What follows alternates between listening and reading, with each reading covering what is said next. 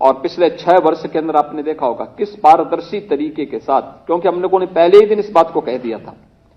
जब विभिन्न आयोगों के साथ मेरी बैठक हुई थी। मैंने इस बात को कहा था, मैंने कहा अगर यूपी के किसी नौजवान के साथ कोई भेदभाव हुआ, उसके जीवन के साथ खिलवाड़ हुआ, तो याद करना खिलवाड़ करने वाला अपनी पूरी जीवन फिर जेल के अंदर सड़ाएगा और जेल के अंदर हम उसे इस स्थिति में पहुंचाएंगे कि आने वाले समय में फिर वह उसके खानदान का कोई व्यक्ति सेवा में, शासकीय सेवा में या किसी इस प्रकार के आयोग में आने का फिर साहस नहीं कर पाएगा।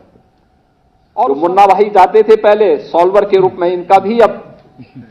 आपने देखा होगा पहले ही उन सबको उठा लिया जाता है। बहुत सारे लोगों को परेशानी होती है उसमें भी,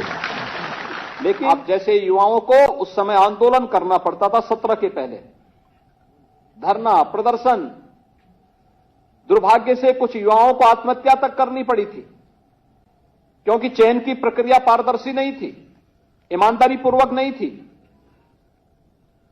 भाई भतीजेवाद का बोलबाला था, पैसे का लेन देन होता था।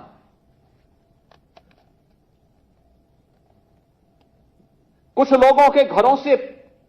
सूची बन करके जाती थी, जो योग्य लोग नहीं थे उन्हें आयोगों का अध्यक्ष बनाया गया था। जो स्वयं योग्य नहीं है वह आयोग का अध्यक्ष बनेगा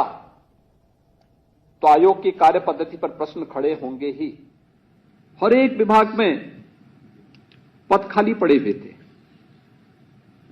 अकेले उत्तर प्रदेश पुलिस में ही 1,64,000 पुलिस कार्मिकों की भर्ती की प्रक्रिया को हमने 6 वर्ष के अंदर पूरा किया है। 1,64,000 अनुमान कर सकते हैं कि पुलिस के कर्मी नहीं थे। जब पुलिस कर्मी नहीं होंगे तो सुरक्षा की स्थिति तो खराब रहनी थी। पीएसी जो सांप्रदायिक दंगों को रोकती है, हर एक उस समय जब भी प्रदेश की सुरक्षा पे किसी ने सेंध लगाने का प्रयास किया, उन बहादुर जवानों ने सदैव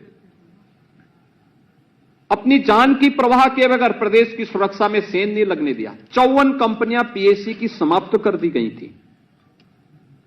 भर्ती नहीं हो रही थी, क्योंकि भर्ती की प्रक्रिया चाहे वह शिक्षा का हो, चाहे वह सुरक्षा से जुड़े हुए हमारे पुलिस महकमे का हो या विभिन्न विभागों का हो, ये भर्ती इसलिए नहीं पूरी हो पाती थी क्योंकि भर्ती की प्रक्रिया प्रारंभ होते ही एक तो जितने भी आयोग थे उन सभी चयन आयोगों के ऊपर प्रश्न चिन्ह लगे हुए थे। आप जैसे युवाओं को उस समय आंदोलन करना पड़ता था 17 के पहले, धरना प्रदर्शन, दुर्भाग्य से कुछ युवाओं को आत्महत्या तक करनी पड़ी थी, क्योंकि चयन की प्रक्रिया पारदर्शी नहीं थी,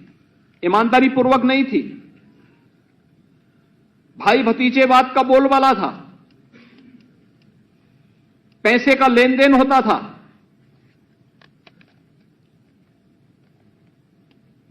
कुछ लोगों के घरों से सूची बन करके जाती थी,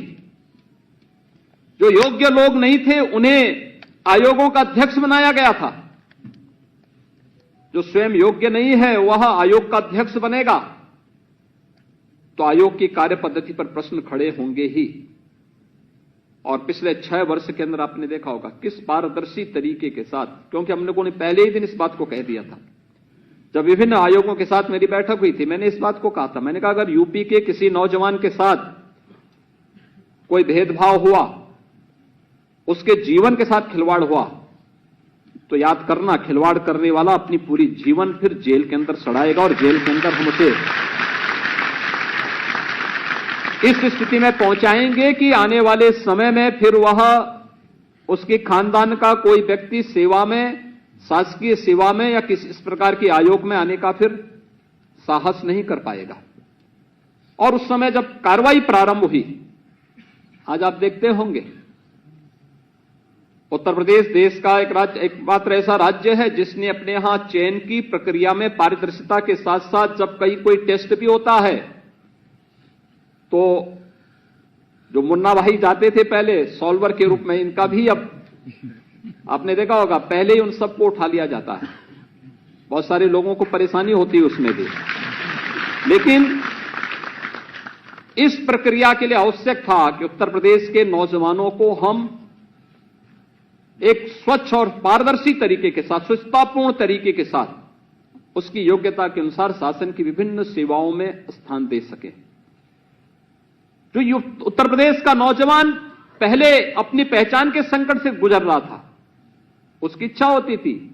हम भी यहां कार्य करें, या देश के नौजवान के मन में एक भाव आता था हम भी यहां कार्य करें, लेकिन उसका चयन नहीं होता था, उसके साथ भेदभाव होता था। आज उसका चयन हो रहा है और कोई भी नौजवान जो उत्तर प्रदेश में आएगा हमें उसका स्वागत करना चाहिए। उसकी प्रतिभा का, उसकी ऊर्जा का लाभ उत्तर प्रदेश की जनता को प्राप्त होगा। प्रशासन की गति को बढ़ाने और शासन की योजनाओं को जमीनी धरातल तक पहुंचाने में हमें उनके माध्यम से मदद मिलेगी और ये कार्यक्रम अनवरत रूप से हमारा आगे बढ़ रहा है। ये लगातार इन कार्यक्रमों को आगे बढ़ाने में हमें एक और जहां मदद मिल रही है, वहीं उत्तर प्रदेश की छवि को भी इन 6 वर्षों के अंदर सुधार करके आज उत्तर प्रदेश का कोई नौजवान उत्तर प्रदेश के बाहर जाएगा, उत्तर प्रदेश के बारे में आज धारणा बहुत अच्छी बन चुकी है। अब कोई उत्तर प्रदेश पर प्रश्न नहीं खड़ा कर सकता, क्योंकि यहां की कार्य पद्धति ने उन सभी प्रश्नों का उत्तर दे दिया है और उत्तर प्रदेश आज विकास की एक नई ऊंचाई की ओर प्राप्त कर रहा है।